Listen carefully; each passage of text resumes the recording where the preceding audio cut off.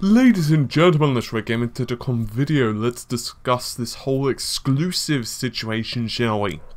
So recently we've heard a lot of frustration from gamers concerning, say, Street Fighter V on the PS4. Recently, Fergal Gara from Sony has gone on record to say the PS4 is Street Fighter's natural home. Meanwhile, the title is still going to be released on the PC. So I'm not really sure why so many are claiming exclusivity. Meanwhile, Microsoft are not going to be outdone by this. Microsoft are now judging public opinions to see whether they should port Killer Instinct to, you guessed it, the Windows-based PC. As many of you might be aware, the purpose of an exclusive is to persuade a person to buy one particular platform, in most cases this is a console, over another. The usage of exclusives isn't really anything new. And especially back in the olden days, for example the SNES and Mega Drive era, they were considerably more exclusive than what they were now. There are multiple reasons behind this. One of them is the cheaper development costs, which were of course associated with the poorer graphics and quicker turnaround for development.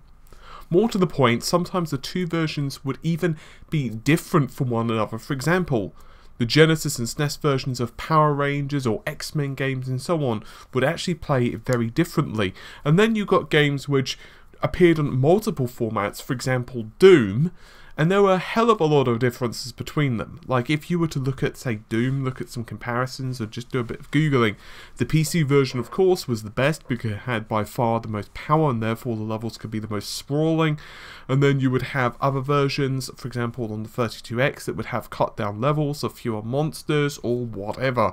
In other words, yes, there would be sometimes the same version or same game or across multiple formats, but that game would be very different. And then you've even got even stranger examples on, say, the Mega Drive, or if you prefer the Genesis versus the Mega CD / Sega CD, where you had some versions of the game with on the Sega CD, for example with Batman Returns, where it actually had really cool driving sections and some FMV and other bits and pieces, and of course these were cut for the Genesis version, and so on and so forth.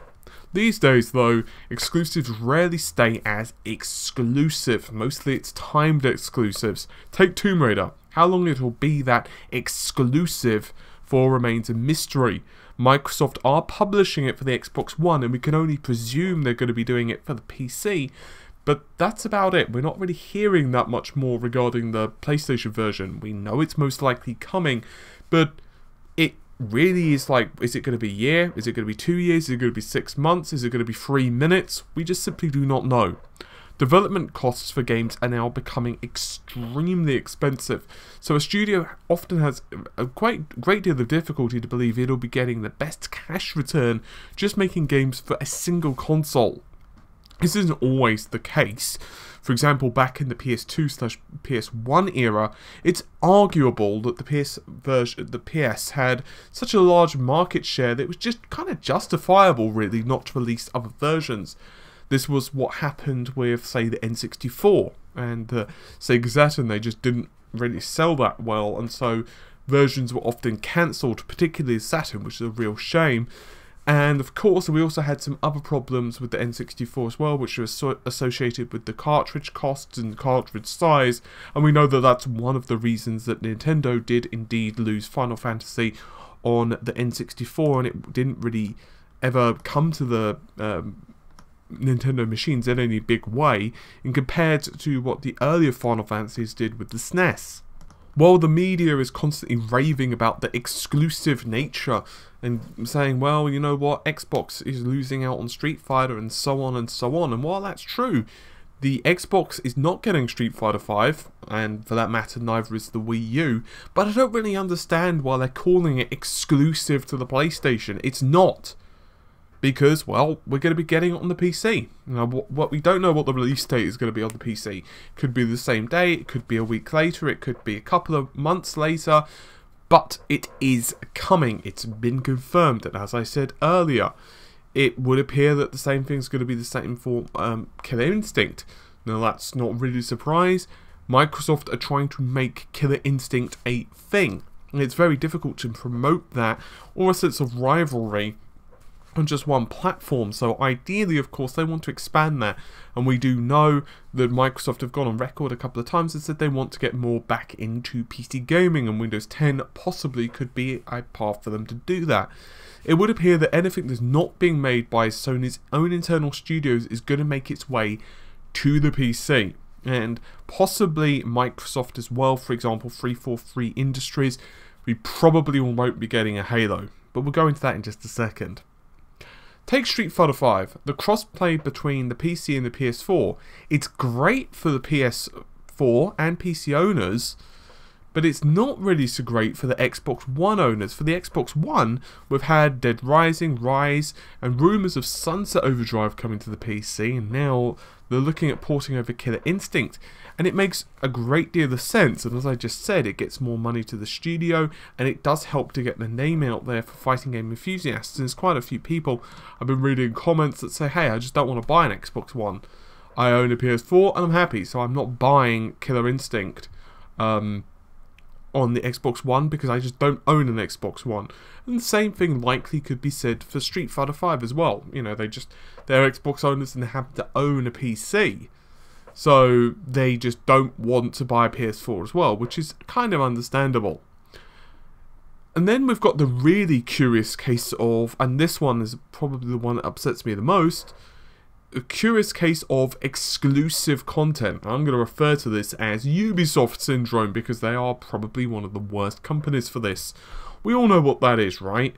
That's where one version of the game gets, say, an hour of exclusive content. Read Far Cry, read Assassin's Creed, read various passes that you get in the games which give you additional missions or additional fun. Even though the gamers on the other system are paying the same price to play the game, you're not getting it cheaper. So in other words, if you get exclusive content on the PS4, well, your Xbox buddy is going to be paying exactly the same price to play that game, even though you get less content. But don't worry. This is the key. It's considered a bonus for the other machine. It's a bonus. So no need to get upset over it, right?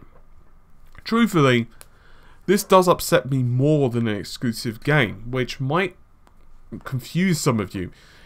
But it's not because of any other reason other than if you're releasing a game, you should be able to play it exactly the same way. Now, okay, difference in graphics are fine.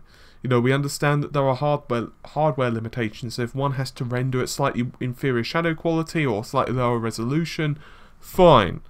We can discuss that, but it's understandable. It's a hardware issue, but in today's consoles, there's no reason why one should get exclusive content, and that does kind of upset me, and I personally think it's quite annoying.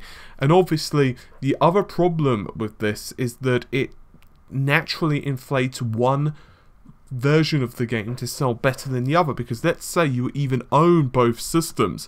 Why on earth would you buy, let's just for example say, you own both the Xbox One and the PS4, and you're looking to buy, let's say, a version of Watch Dogs.